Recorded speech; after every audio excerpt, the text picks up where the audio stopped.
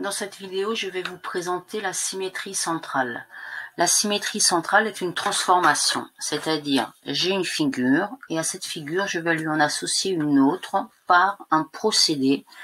Le procédé de la symétrie centrale nécessite un point que j'ai appelé ici le point O.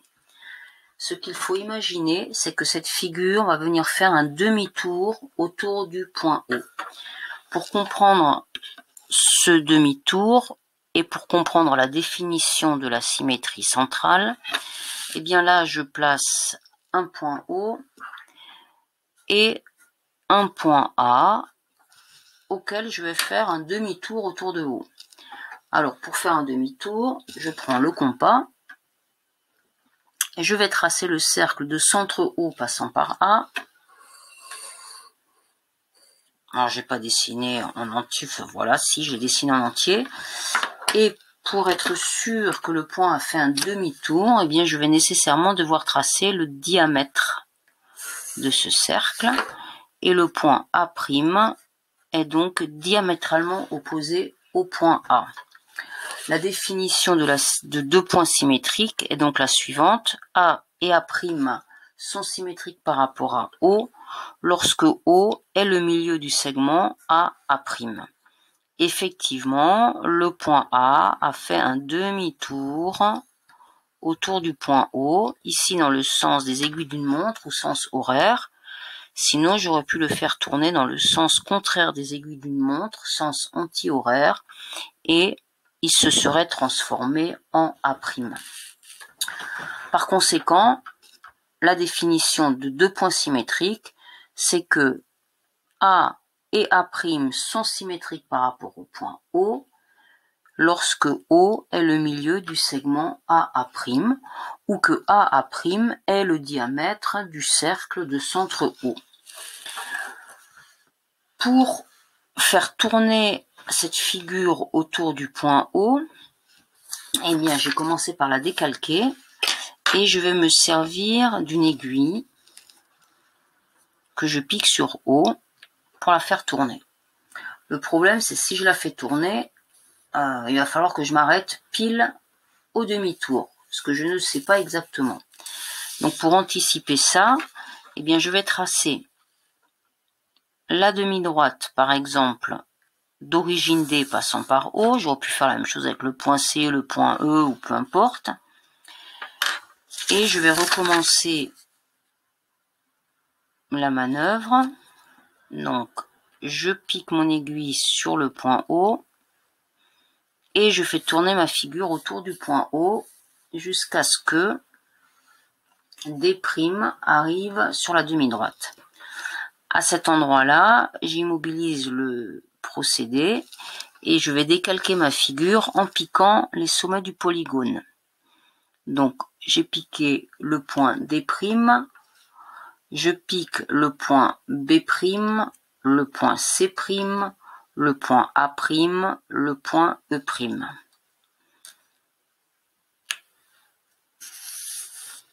Puis, maintenant, je vais pouvoir tracer la figure symétrique. Donc ici, j'avais D', ici, j'avais C',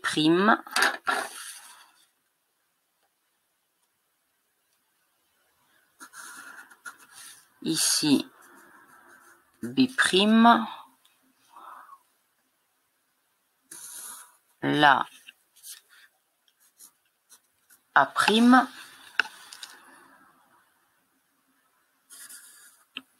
voilà, et là c'était le point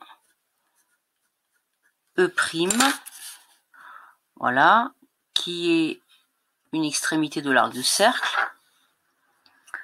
Donc arc de cercle que je vais représenter ici. Voilà donc ici ma figure symétrique. Ce procédé permet évidemment tout de suite d'admettre très facilement un certain nombre de propriétés, à savoir que, eh bien, les mesures de longueur sont conservées, puisque les deux figures se superposent parfaitement. Les mesures d'angle sont conservées également. Le point O, d'après la définition, est évidemment le milieu des segments D', mais également le milieu du segment EE', le milieu du segment BB',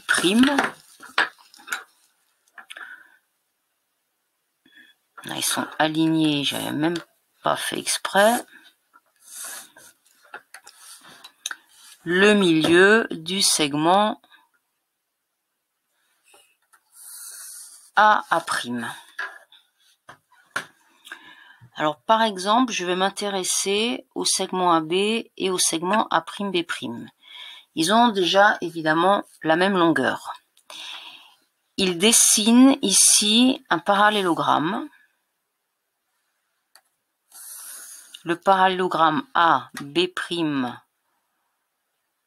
A'B'. Pourquoi je suis sûr que c'est un parallélogramme? Tout simplement parce que O est le milieu de la diagonale AA' et O est le milieu de la diagonale BB'. Or, lorsqu'un quadrilatère a des diagonales qui se coupent en leur milieu, ce quadrilatère est un parallélogramme. Si ce quadrilatère est un parallélogramme, eh bien nécessairement, les côtés A'B' et AB sont parallèles. Donc, récapitulons. La définition. Deux points sont symétriques par rapport à un point O lorsque O est le milieu de AA'. Ou bien, deux points A et A' sont symétriques par rapport à un point O lorsque A et A' sont diamétralement opposés sur le cercle de centre O. Ça, c'est la définition. Les propriétés.